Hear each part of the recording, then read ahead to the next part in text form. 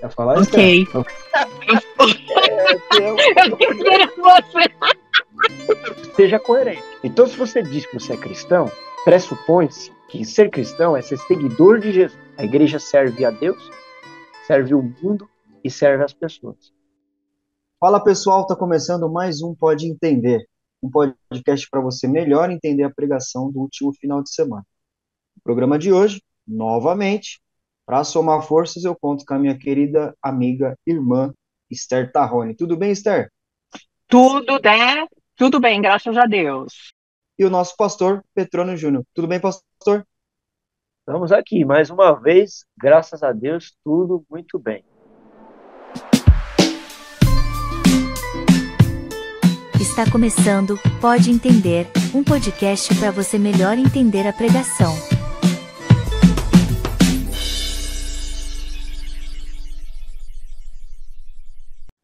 Então, pastor, nós estamos nessa série aí, o nosso desafio, que são as 7 igrejas da Ásia. Esse último domingo, você falou de mais 2 igrejas. A igreja de Pérgamo, e você colocou como subtítulo Testemunhar. Nela, novamente, Cristo, né, aquele que tem as 7 estrelas na mão, dá um alerta, um elogio e uma crítica para ela, né? Sobre Pérgamo, ela deveria ser submissa ao trono de Satanás, né? Que era o culto ao imperador. O elogio é que ela era testemunha, né? Ele teve até um mártir dentro da igreja. E a crítica é que ela seguia os ensinos de Balaão e dos nicolaítas. Então, tem esses 3 pontos da igreja de Pérgamo.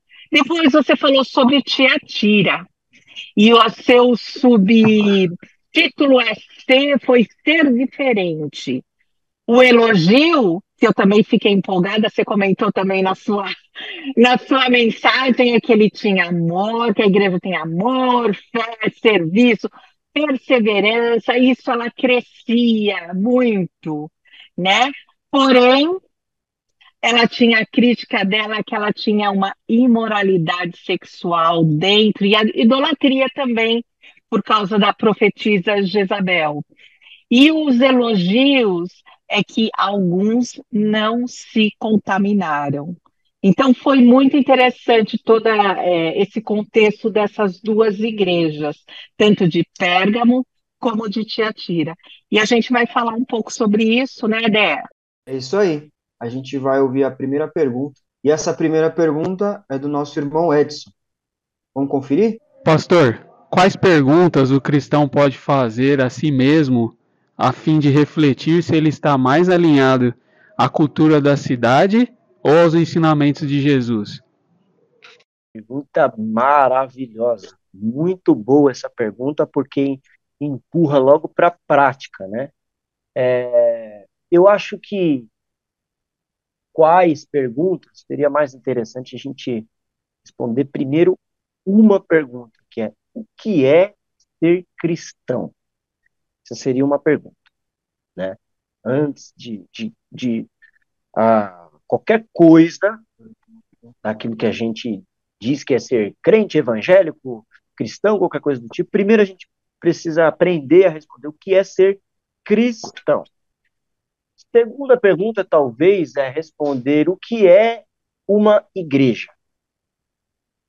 Eu acho que quando a gente conseguir chegar perto de respostas adequadas para essas 2 perguntas, a gente já vai estar num bom caminho de serviço, de submissão a Deus e de engajamento na cultura. Por quê?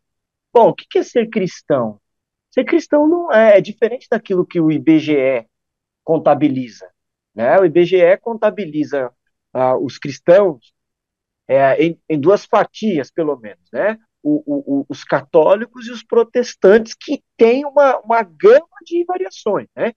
Os protestantes você tem de vários tipos, os mais históricos, os pentecostais, os neopentecostais, por assim dizer, né? Então a gente fica se qualificando dentro do próprio cristianismo. Eu sou cristão, mas Qual tipo de cristão você é? Você é evangélico, protestante, reformado, calvinista? É, então a gente fica usando essas qualificações, e no meio disso a gente se perde. Eu acho que a gente perde um pouco do que é afirmar, assim, categoricamente, que é um cristão. O cristão, ele é um seguidor de Jesus. Por essência, é isso. A etimologia, né, que é o significado das palavras, assim, a etimologia da palavra cristão é pequeno Cristo, né? É o imitador de Jesus. Então, ser cristão não é necessariamente ser um membro de igreja, né? Ser cristão não é necessariamente ser adepto a uma religião. Ser cristão, no cerne da palavra, é ser discípulo, é ser seguidor de uma pessoa. Uma pessoa que é Jesus Cristo, que é nada mais, nada menos do que Deus. O Deus criador dos céus e da terra, a Bíblia nos ensina que o criador do universo, criador de todas as coisas, ele se fez pessoa, ele se fez carne, e essa pessoa recebeu, através de indicações celestiais, por assim dizer, o nome de Jesus. Esse Jesus é o Cristo, o Messias, o Filho de Deus, o prometido, o Salvador, o justo juiz, né? A redenção da humanidade, a grande esperança, o alívio do universo. Esse é Jesus, é uma pessoa. Essa pessoa que é Deus, esse 100% homem, 100% Deus, ele chama pessoas para segui-lo, ele revela o caminho para o Pai, que é Deus, ele compartilha com os seus seguidores, com os seus amigos, com os seus irmãos, por assim dizer, a glória de Deus, o amor de Deus, a palavra de Deus, o Espírito de Deus. Então, ser cristão é ser isso, é ser seguidor de Jesus, é dar ouvidos ao que Jesus diz, é imitar Jesus. Não é simplesmente ser um membro de igreja, né? Então, essa seria a primeira pergunta. A gente definiu o que é ser cristão. Ser cristão é imitar Jesus, é seguir Jesus. Segunda pergunta que eu coloquei aí, né, para a resposta do nosso irmão Edson, é que é uma igreja. Diferente do que a gente ah, comumente afirma, a igreja não é um prédio, um santuário para reuniões e celebrações religiosas. A igreja não é uma instituição, uma alternativa religiosa. A igreja, ela é os discípulos de Jesus em missão. Os cultos, as reuniões, as celebrações desse grupo, dessas pessoas, o ajuntamento dessas pessoas, a adoração dessas pessoas, só existe, essa reunião só existe porque Jesus, ele escolheu esse grupo de pessoas, essas pessoas, porque ele tem um plano, porque ele tem um propósito.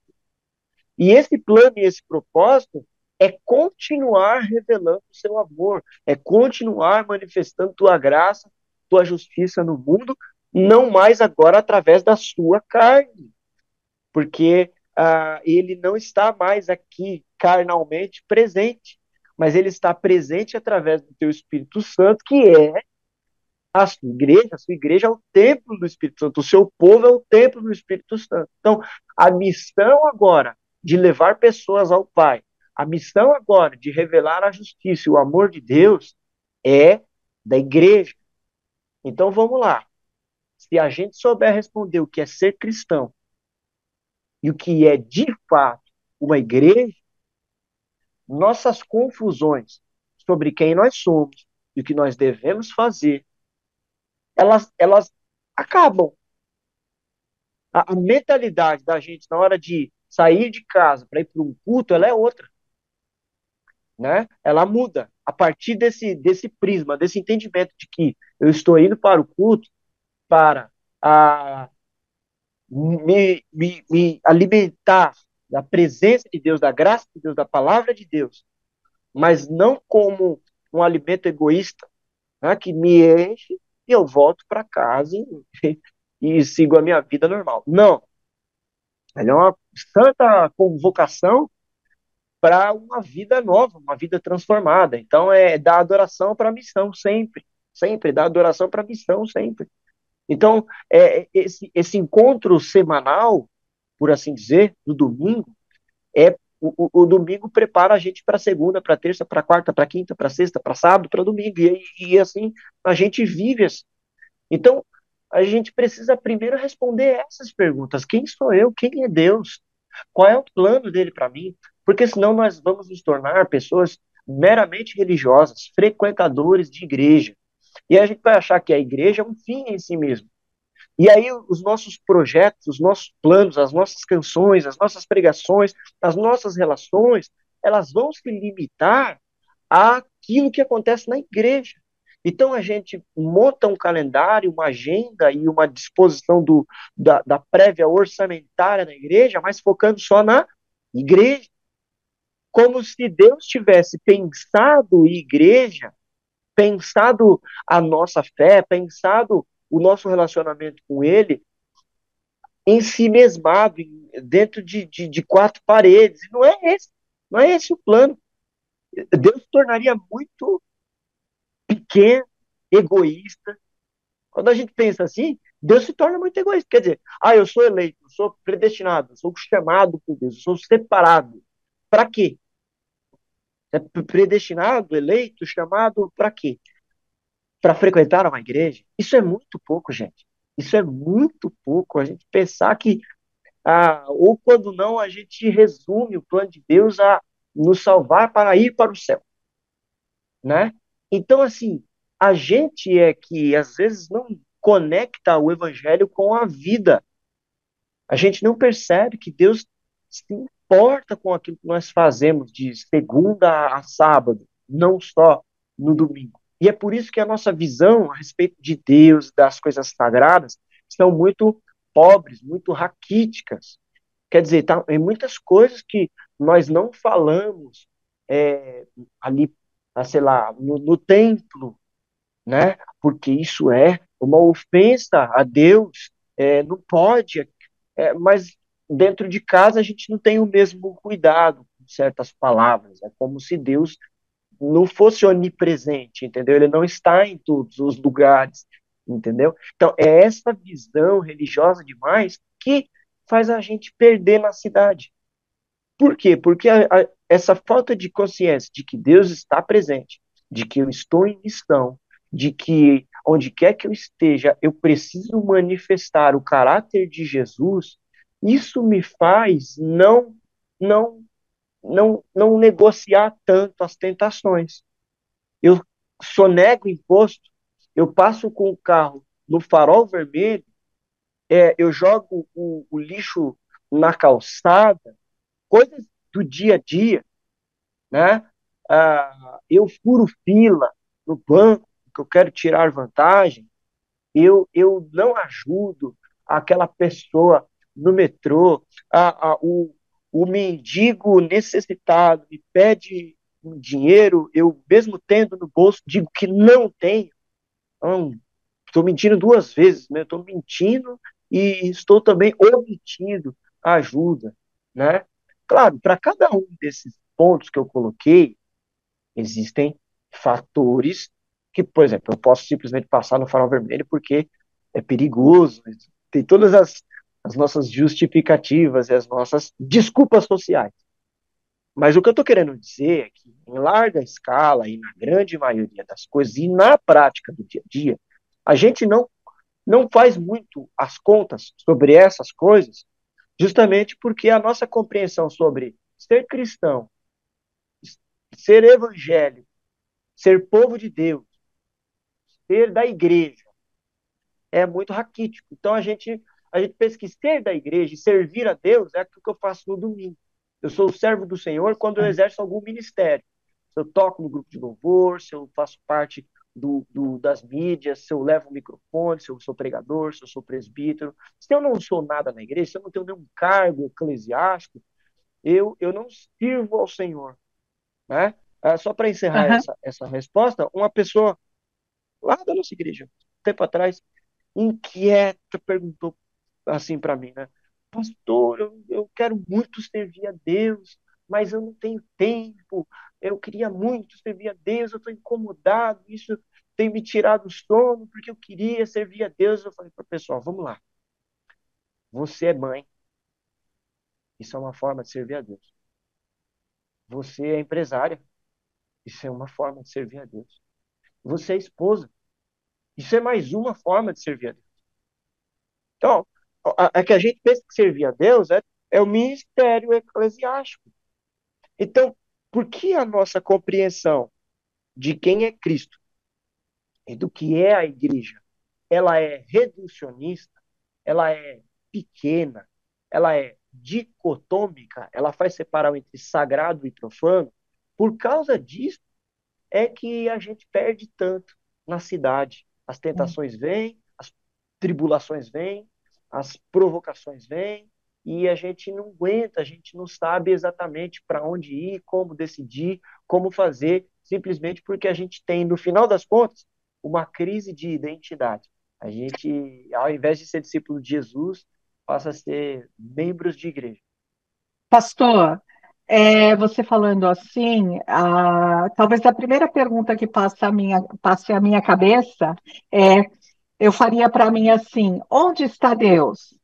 E aí eu falaria, bom, ele não está só na igreja onde tem os ensinamentos voltados a ele, mas ele está em qualquer lugar que eu estou. Então, qual é a minha decisão? Ir pela cultura da cidade ou ir pelo ensinamento que eu tenho dentro da igreja, por exemplo?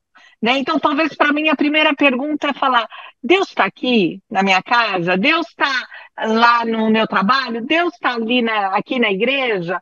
Onde está Deus? E aí, talvez, esse seria a primeira pergunta que eu faria para mim, por exemplo, dessa forma que você está colocando. Uhum, é exatamente isso. É na hora dos dilemas, das dificuldades, das tomadas de decisões, a gente pensar justamente no caráter de Deus, né, que está revelado na Escritura ali tão claramente, de Gênesis a Apocalipse, é a gente ter essa compreensão de o que Jesus faria, né?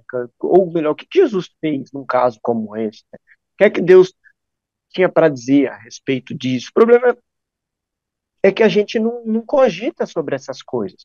Às vezes a gente quer decidir a partir do que a gente acha que é certo, a gente chama de justiça aquilo que Deus não chama de justiça às vezes, né? Então, é esse exercício. Eu acho que a gente tem que ser um pouco coerente. A coerência que eu estou querendo dizer é o seguinte: se eu digo que estou aqui, ó, corintiano, eu tenho que torcer para o Corinthians. Meu time ganhando, meu time perdendo, eu tenho que torcer para o Corinthians. Estou usando aqui uma metáfora bem barata, né? Mas eu estou querendo dizer, seja coerente. Então, se você diz que você é cristão, pressupõe-se que ser cristão é ser seguidor de Jesus. A essência é isso. Então, seja imitador de Jesus.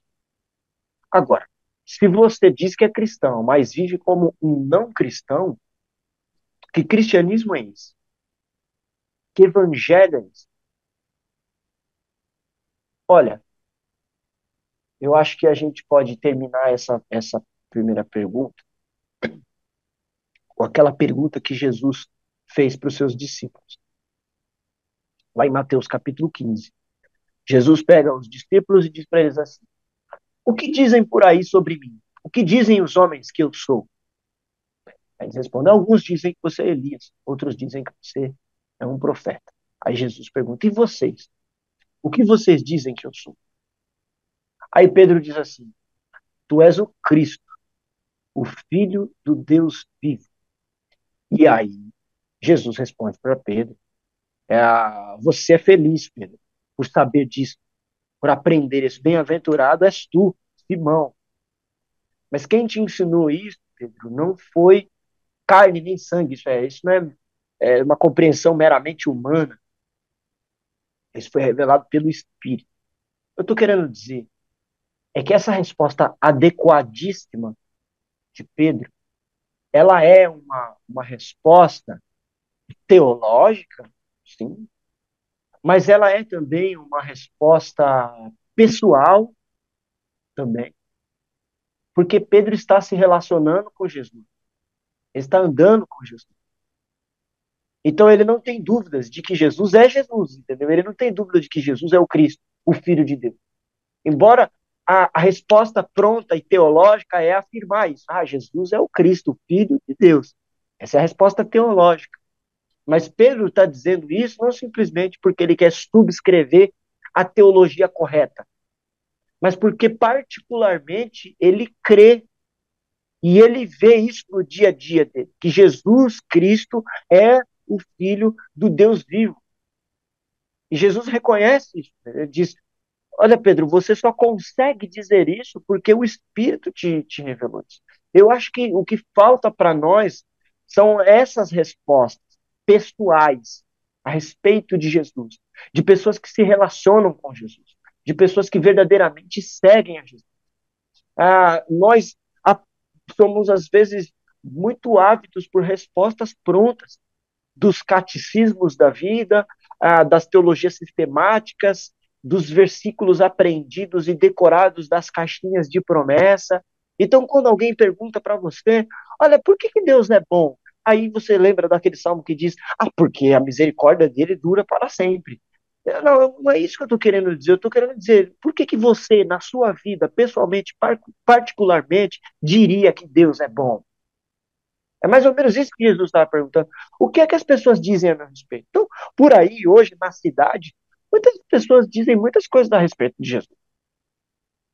Dizem que Jesus é comunista, dizem que Jesus é armamentista, dizem um monte de coisa sobre Jesus. Mas ele olha para os seus seguidores e diz, tá bom, tá ok, e vocês? Vocês estão dizendo o que sobre mim? Vocês olham para mim e caminhando comigo esse tempo, o que é que vocês confessam? Vocês concordam com eles? Vocês acham mesmo que eu sou comunista? Vocês acham mesmo que eu sou armamentista? E vocês? O que é que vocês dizem sobre isso? E a resposta adequada é uma resposta que não é só teológica, mas é também uma resposta pessoal, no sentido de relacional, de dizer, tu és o Cristo. Eu sei, eu tenho visto. Você não é o que estão dizendo. Você não é Elias, você não é só um profeta. Você é o Filho de Deus. Eu tenho visto isso na minha caminhada. Então, eu acho que é esse o segredo, né? E aí, Jesus termina essa conversa dizendo assim, por causa dessa declaração, Pedro, Simão, digo que hoje você se tornará chamado aqui por nós carinhosamente de Pedro, e sobre essa pedra edificarei a minha igreja. Pronto, voltou lá para o que eu disse lá no começo. Qual que é, então, a resposta que a gente tem que ter? Quem é Jesus e o que é igreja? Qual é o fundamento da igreja? O que é ser igreja? O que é ser cristão? No final das contas. É só aí que a gente vai parar de picuinha interna, entendeu? É aí que a gente vai focar no que tem que focar, parar de se distrair com o que não é importante, com o que é secundário, o que não é essencial, entendeu? E seguir o jogo, fazer o que tem que ser feito. Estamos em missão. É o Neemias lá. Eu estou empenhado aqui numa grande obra e não tenho tempo para perder. Ok, pastor. A gente tem a segunda questão, que é do Rafael Mártir. Roda aí, Dé. A gente, como igreja, e não como indivíduo, como foi falado tanto na pregação da manhã como da noite, né? Falando sobre a igreja de Pérgamo, quais as ferramentas, né? Quais atitudes nós, como igreja, temos que ter ou tomar para tentar reverter esse quadro de não estarmos, como corpo de Cristo, agindo ou andando todos numa mesma direção. Né? Alguns estão andando na direção de Cristo, outros estão errando e nem sabem que estão errando. E aí, como igreja, nós não estamos servindo corretamente. Quais as ferramentas que a igreja tem ou pode usar para estar revertendo esse quadro? Obrigado, Rafael. Mártir, aí, tá vendo? A nossa igreja também tem mártir, não é só lá na igreja de Pérgamo. Bom, gente, essa pergunta ela é muito boa e ela me leva para a seguinte ideia. Eu acredito que alinhamento de visão é a resposta para essa pergunta. Eu acho que alinhar a visão objetiva, estratégica da igreja é o que vai delimitar o sucesso ou o fracasso da nossa jornada. E aí, pode ser uma visão, um objetivo positivo ou negativo, depende. Tá? Talvez algum líder queira delimitar para a sua igreja que o maior objetivo da sua igreja é ter, sei lá, um piano de cauda. E aí a igreja vai investir todas as suas forças para conseguir aquele piano de cauda. E aí, vamos supor que consiga o piano de cauda, que é isso? Pronto, missão cumprida. Eu estou dando um exemplo bem pequeno aqui, mas o que eu estou querendo dizer é que a gente precisa ter objetivo. Onde a gente quer chegar? Parece que dizer isso é errado, né? Parece que isso é uma coisa assim, gestacional, empresarial e tudo mais. Mas olha, quando a gente lê o livro de Atos e vê a decisão dos apóstolos, né, que eram os líderes da igreja, em separar um corpo, né, de homens especiais, cheios do Espírito Santo, para servirem as mesas da igreja, aquilo que nós chamamos de diácono, aquilo ali é uma decisão estratégica. Ali não é uma decisão de Deus para a igreja.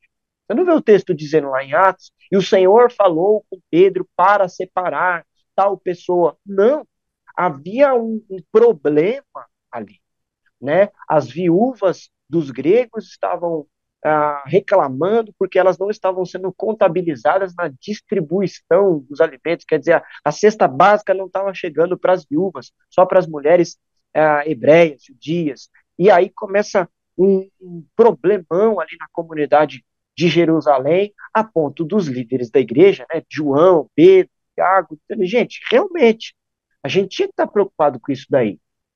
É legítima essa reclamação dessas mulheres, a gente não pode tapar os ouvidos, a gente não pode negar esse clamor. Então, o que a gente vai fazer? Uma vez que a gente também não pode abandonar a nossa ênfase principal na igreja, que é a nutrição através da palavra, do fortalecimento espiritual e da oração. Aí é que eles tomam a decisão. Bom, vamos fazer o seguinte, vamos separar homens cheios do Espírito Santo, de boa reputação, para tomarem conta disso, enquanto a gente toma conta aqui da nutrição espiritual da igreja. Então, aí separaram os diáconos, né? Filipe, Procanor, Estevão, que foi o primeiro mártir da igreja, e ali a instituição dos diáconos, que é muito mais um ofício, uma vocação, do que simplesmente um cargo dentro de uma igreja, né? É uma missão, é um trabalho, um serviço, é uma função. Então, essa visão, ela foi uma visão estratégica, visando alcançar um fim que diz respeito à natureza da igreja.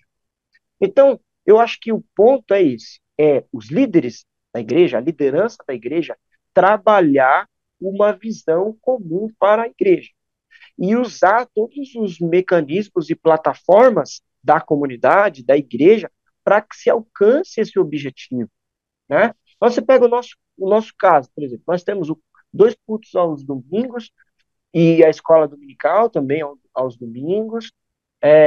No culto tem a participação musical do grupo de louvor, por exemplo, e tem as séries de pregações. Na terça-feira nós temos o pequeno grupo, que é o Estrutura. Na quarta-feira nós temos o estudo bíblico. Na quinta-feira o nosso programa aqui, o Pode Entender, vai ao ar. Na sexta-feira nós temos reunião de oração. Aos sábados, né?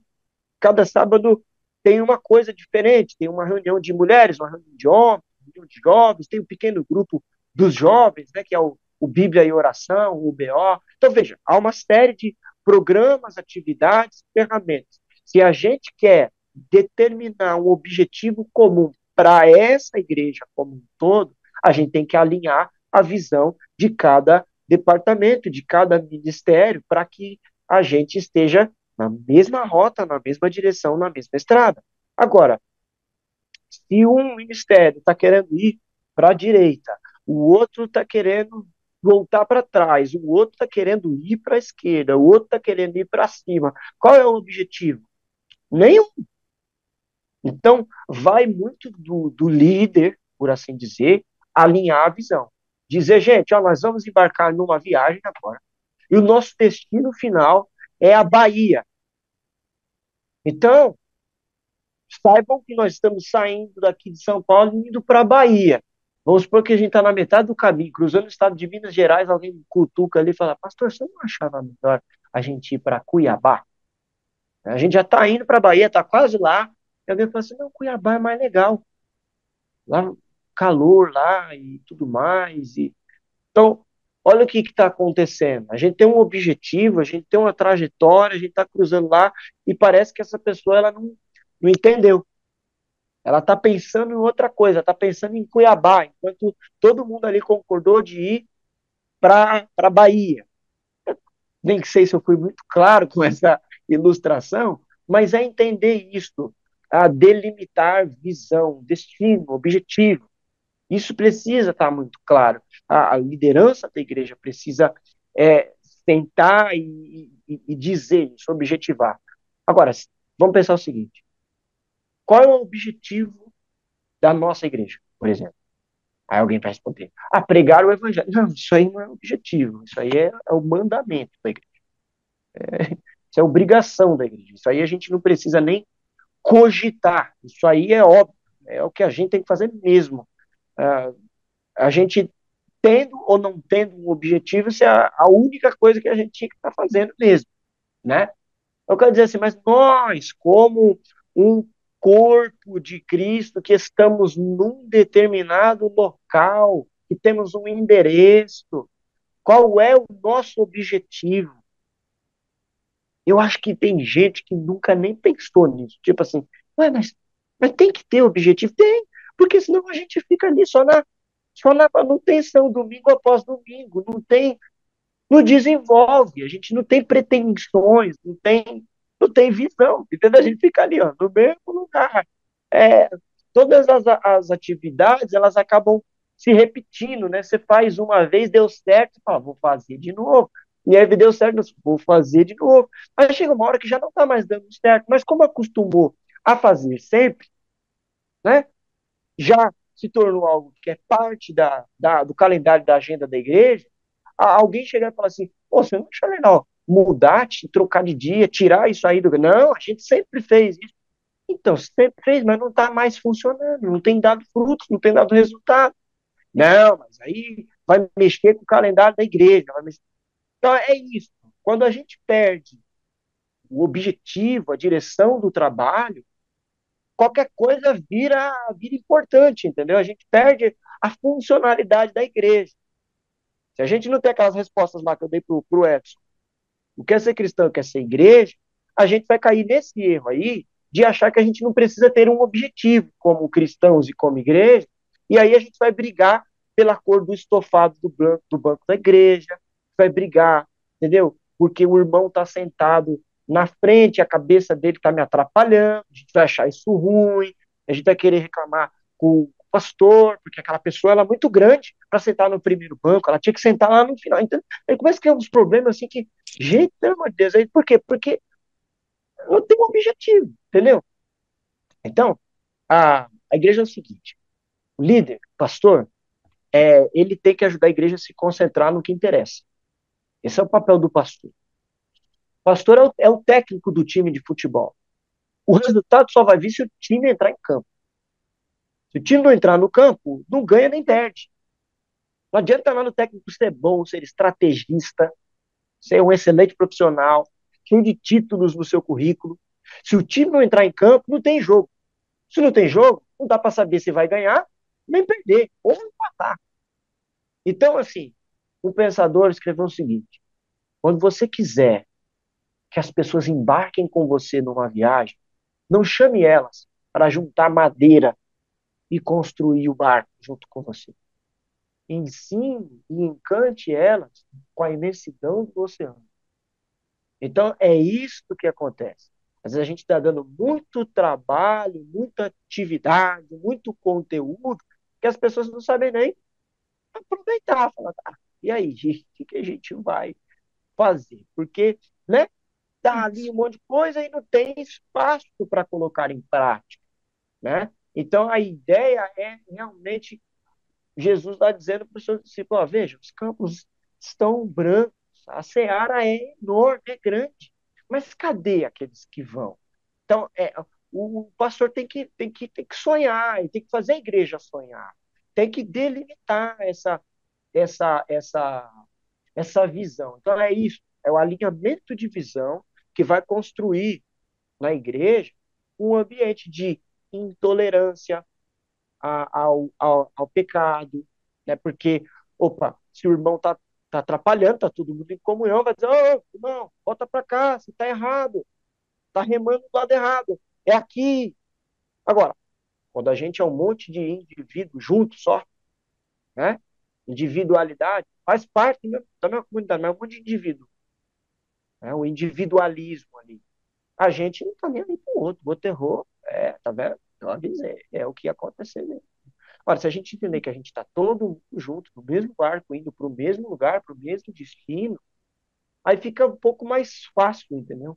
Da gente seguir. Então é isso, a gente tem que alinhar a visão, a gente tem que determinar onde a gente quer chegar, como é que a gente quer estar daqui 10 anos, né? Não é errado a gente se preparar, se planejar, não é errado, né?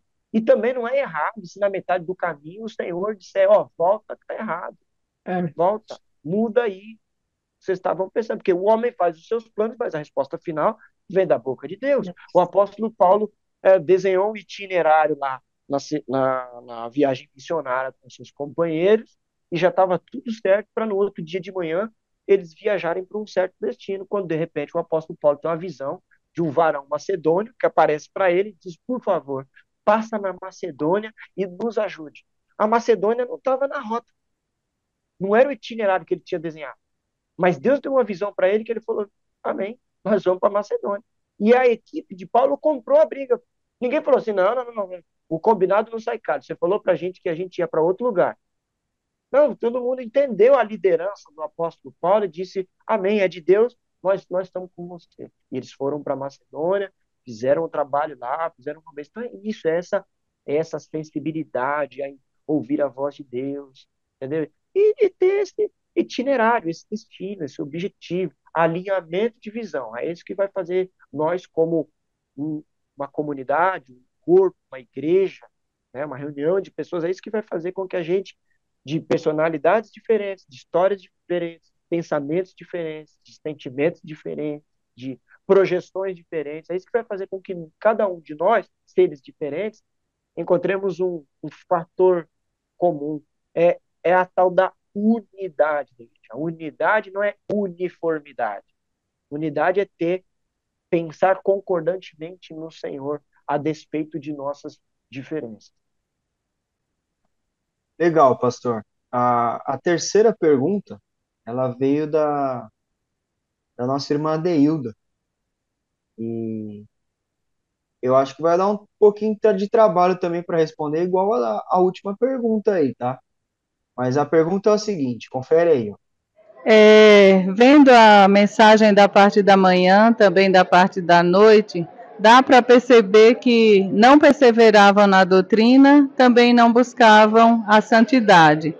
E eu recordei da minha época de adolescente, quando a minha professora já dizia que chegaria à fase adulta, e muitas vezes a gente pensaria que o sacrifício do Senhor Jesus foi em vão, pois poucos realmente o seguem. E ela falava desse pequeno grupo que realmente segue ao Senhor. E aí a gente vê na carta de Tiatira que também há um pequeno grupo que realmente segue. O que poderíamos fazer para aumentar esse grupo de testemunhas, de pessoas que realmente buscam e querem servir ao Senhor, querem se santificar?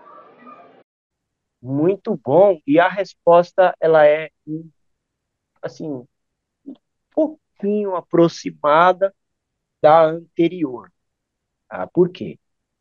Primeiro, eu pensei o seguinte, enquanto a Bea fez a pergunta, eu pensei o seguinte, vamos pensar soberania de Deus e responsabilidade humana, né? Que são duas realidades que, que, que, que existem, né? Que se conectam e que às vezes a gente não sabe nem definir aonde é que é, é só a soberania ou é a responsabilidade humana, né?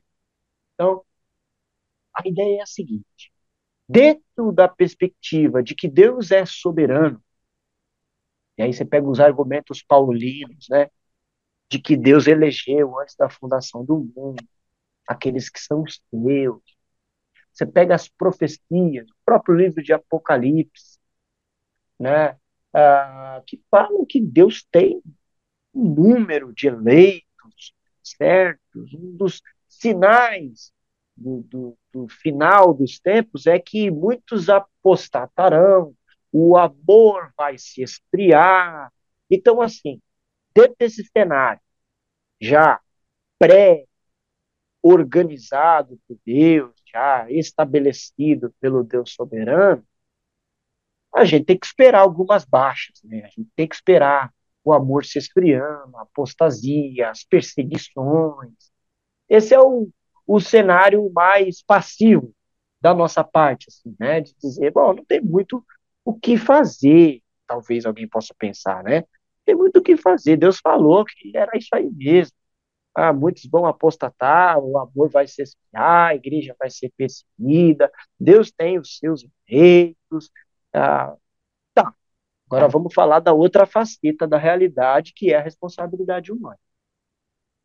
Deus nos comissionou para sermos pregadores do Evangelho, para edificarmos o teu reino aqui, apesar das perseguições, apesar de muitos se afastarem, nós somos aqueles que são chamados a continuar congregando.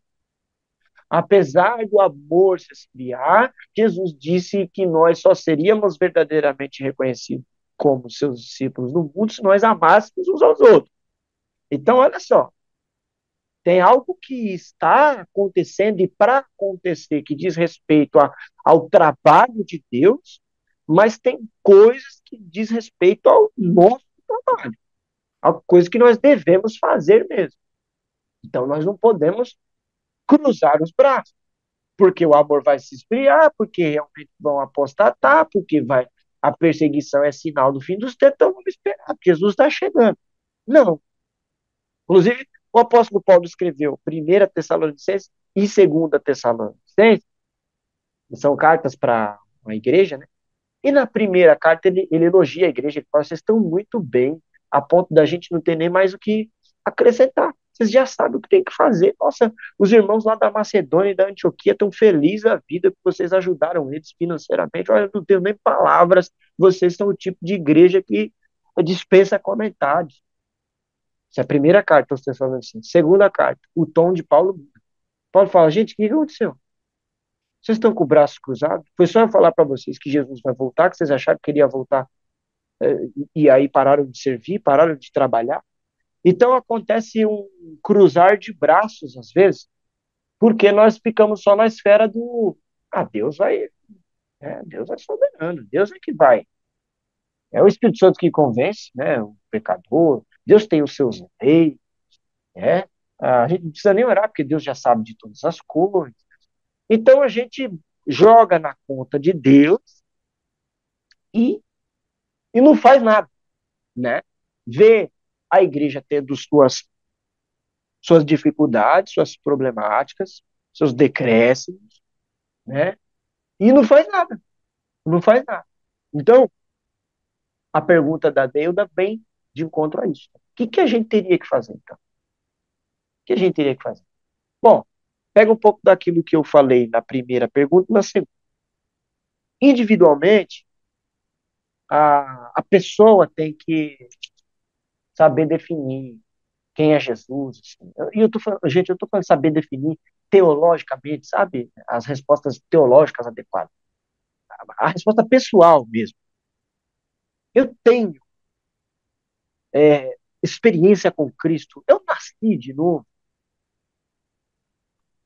ou eu só estou na igreja porque os meus pais me ensinaram a igreja.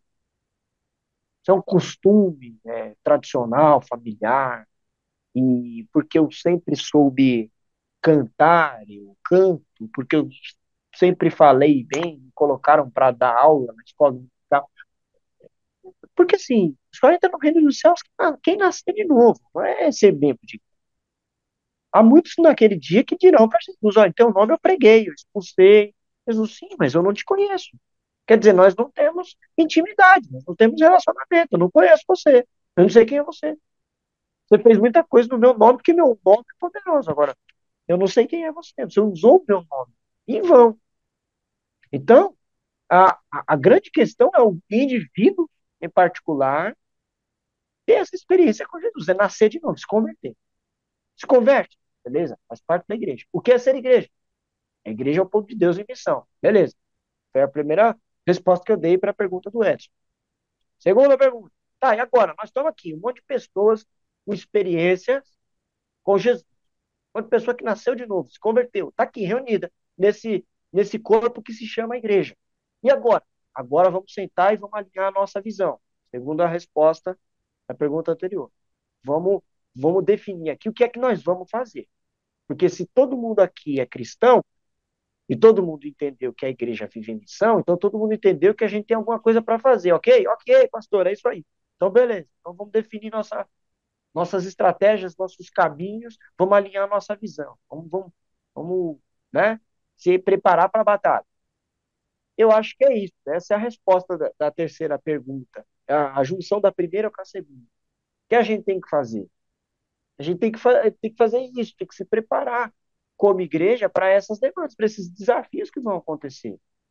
Eu citei Atos agora há pouco, a estratégia de escolher os diáconos foi uma resposta a uma necessidade que surgiu naqueles dias.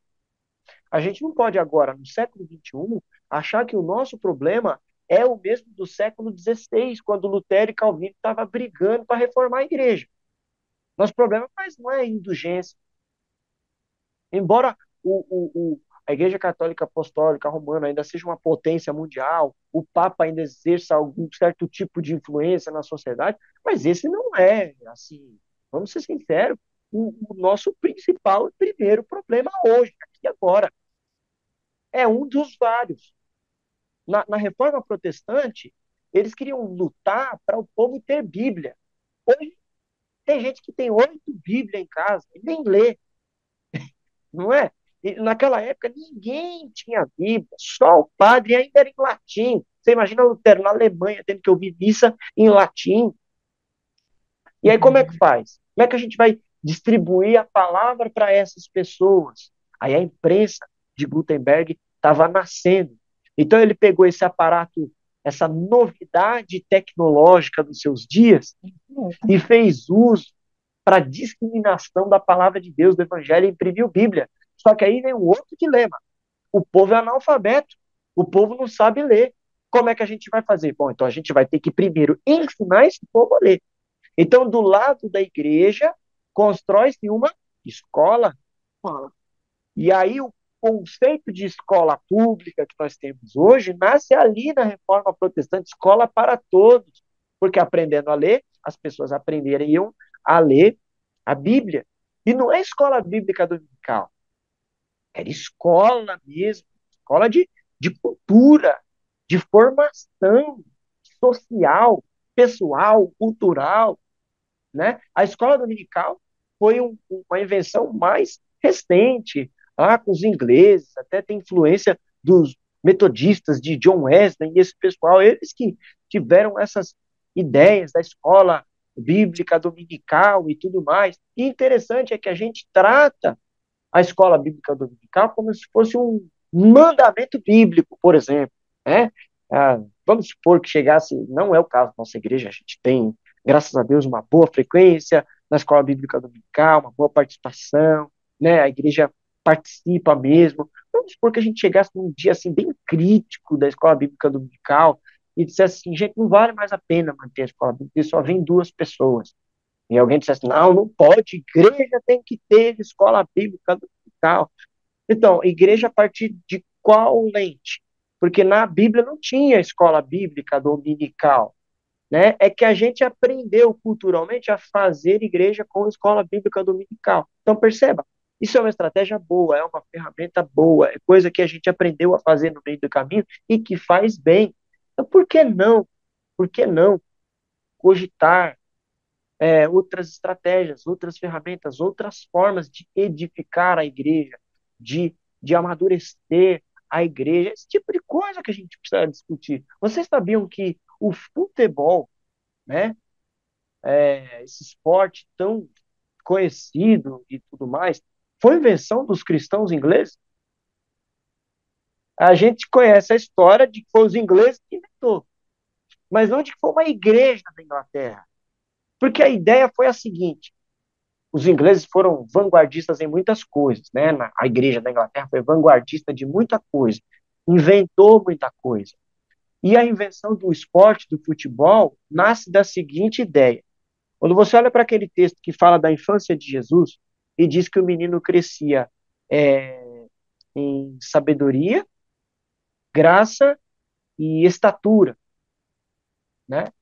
Então, graça era o alimento espiritual. Os ingleses chegaram a essa conclusão.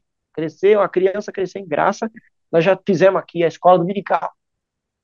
Sabedoria, ó, a criança está tendo, né? As aulas de artes comuns aí, cultura, ela está também se desenvolvendo, também está crescendo.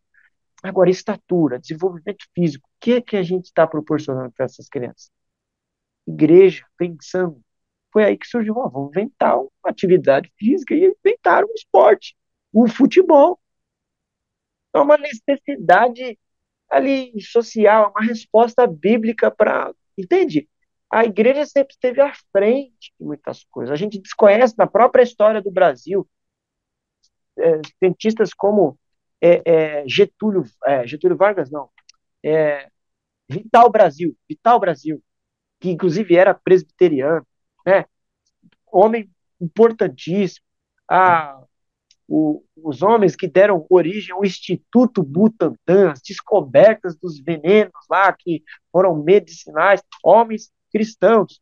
A história na escola não nos conta, mas o autor da Lei Áurea, né, que foi assinada pela princesa Isabel para a abolição da escravatura no Brasil, a autoria dessa lei é de homens cristãos, sobretudo de um presbítero presbiteriano na época. Então, são coisas que a igreja está pensando, está produzindo, está fazendo para resolver realidades, resolver necessidades, resolver problemas. Isso faz parte da característica da igreja, da essência da igreja, da missão da igreja. O problema é que a gente reduziu a igreja ao quê? Escola dominical, estudo bíblico, grupo de louvor, culto de jovens, reunião de oração, só isso, né? Ali, a gente ficou um grupo em si mesmado, a gente ficou ali, entre nós mesmos, né? Só dentro do muro. A gente não está pensando, gente, o que a gente vai fazer? O que a gente vai inventar? Porque o mundo está inventando um monte de coisa. E a gente acaba consumindo essas coisas, né? Ó, quem inventou o que nós estamos usando aqui agora, com uma câmera, com internet, e podendo falar, e alguém está na casa lá assistindo, na televisão, né? Inventaram a Smart TV. Quem inventou isso? Foi um cristão? Até onde eu sei, não foi um cristão, mas a gente está fazendo uso disso para a glória de Deus. Então veja quantas coisas nós não poderíamos estar pensando, produzindo, inventando, como programas, plataformas, agendas, nossa, como, sabe, eventos, sei lá, qualquer coisa. A gente precisa pensar como isso, porque essa é a nossa responsabilidade. O IT e pregar o evangelho passa por essas estratégias, por essas coisas que nós temos que pensar o que fazer de modo prático, de modo ativo. Então, às vezes uma coisa pequena, não só coisas grandiosas, mas às vezes pequenas coisas, pequenas atitudes que já podem fazer diferença, já podem, de alguma forma, sanar essas dificuldades que a igreja possa vir sofrer por causa dessa apostasia, do esfriamento do amor, dessa queda de tantas coisas. Então, olha só, eu quero terminar essa resposta dizendo o seguinte: eu disse tudo isso porque às vezes a gente vê a igreja em decréscimo, em declínio moral, em uma reputação baixa, e a gente diz, mas é porque Jesus disse que ia ser assim, apostasia, o amor esfriou. Não, às vezes não é só isso. Às vezes é a nossa irresponsabilidade. Às vezes somos nós que somos chatos como igreja. Às vezes somos nós que não estamos formando bons líderes, gente que cuida de gente, entendeu?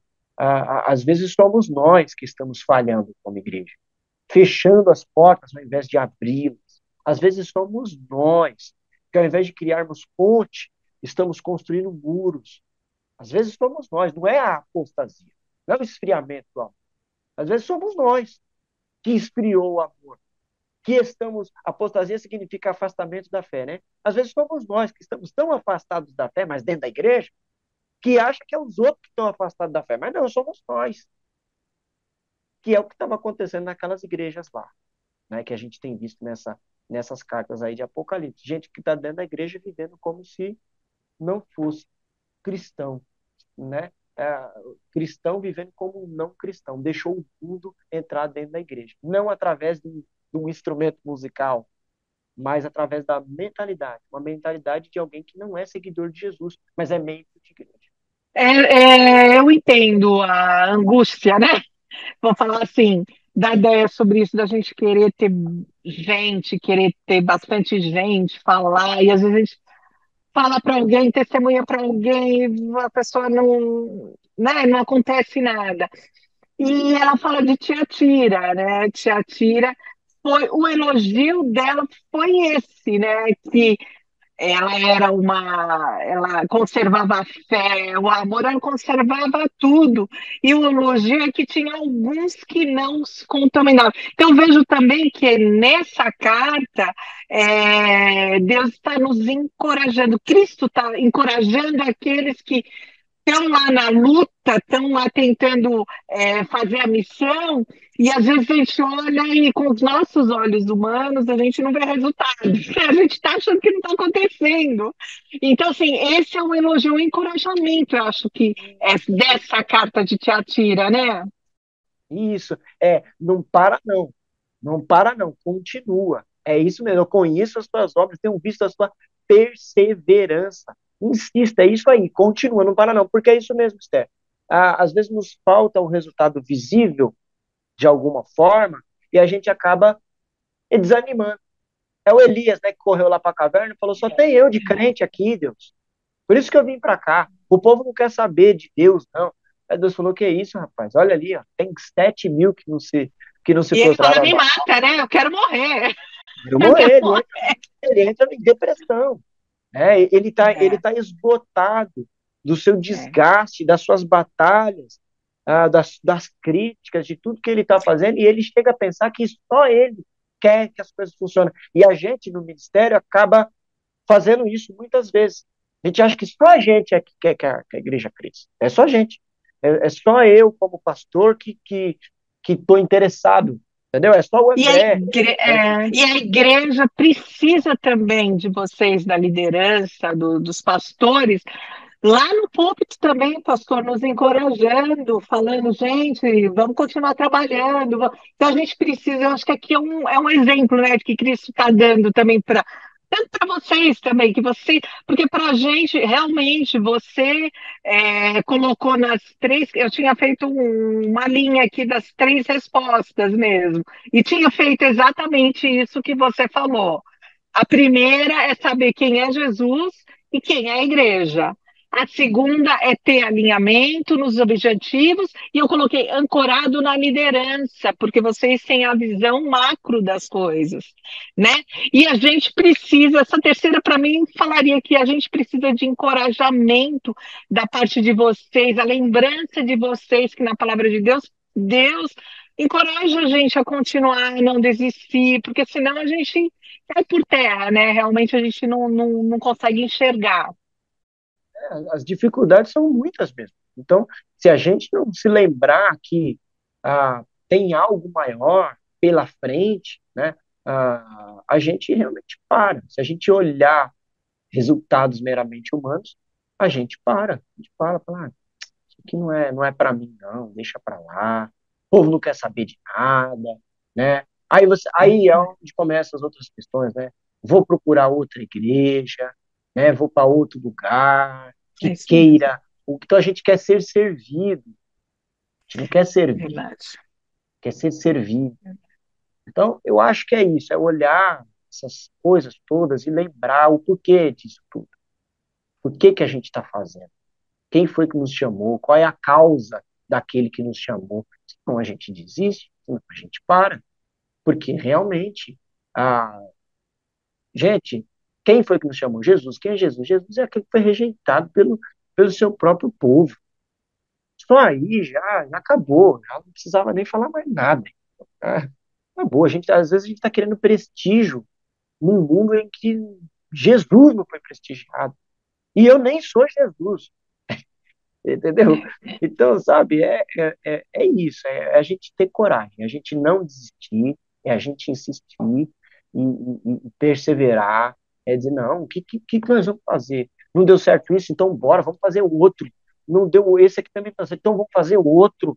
Agora, não pode esmorecer, tem que insistir, tem que focar, tem que permanecer, porque nós temos que lembrar qual é a nossa missão, quem foi que nos chamou e quem é que vai realmente dar o resultado de todas essas coisas. Quem é que está mais interessado nisso tudo é Deus, não é? Não somos nós, os pastores. Principalmente quando a gente está falando da igreja, né? Da parte física, ali, das paredes, né? E ali o mecanismo é de servir a Deus, lógico, mas as pessoas que estão ali, né? Então, você levar um microfone, que o senhor falou, você abrir a igreja, você limpar a igreja, e eu sempre lembro o pessoal que a igreja é um lugar de pessoas. Então, as pessoas sempre vão reclamar, sempre vão achar algum problema em alguma coisa, né? E a resposta que a gente encontra para isso é justamente o que você falou. A gente precisa lembrar para quem a gente está fazendo. O que esse alguém fez para a gente? Porque vai valer a pena você ouvir reclamação, gente insatisfeita, pessoas desanimadas. Então a gente ganha força para também fortalecer essas pessoas baseado naquilo que a gente vem aprendendo. Então, acho que esse é o nosso novo desafio, né? Aliás, um desafio relembrado aí, com base inclusive nas respostas de hoje. A igreja, ela existe para servir três áreas.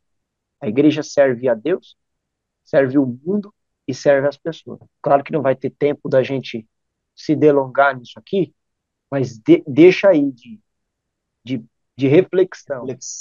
Porque às vezes a gente para só no servir a Deus. Tá, mas como é que eu sirvo a Deus se eu não sirvo as pessoas? Como é que eu sirvo a Deus se eu não sirvo o mundo, o lugar em que eu estou, a cidade, o bem comum? Eu não promovo o bem comum. Então eu não estou servindo a Deus. A gente acha que servir a Deus é só serviço religioso, né? Que nós chamamos de sagrado e tudo mais. Mas não. A igreja, ela existe para ser sal da terra e luz do mundo, para amar o próximo como a ti mesmo e amar a Deus também. Então ela serve o mundo, serve as pessoas e serve a Deus. Perdemos isso de vista, já é, não somos mais igreja.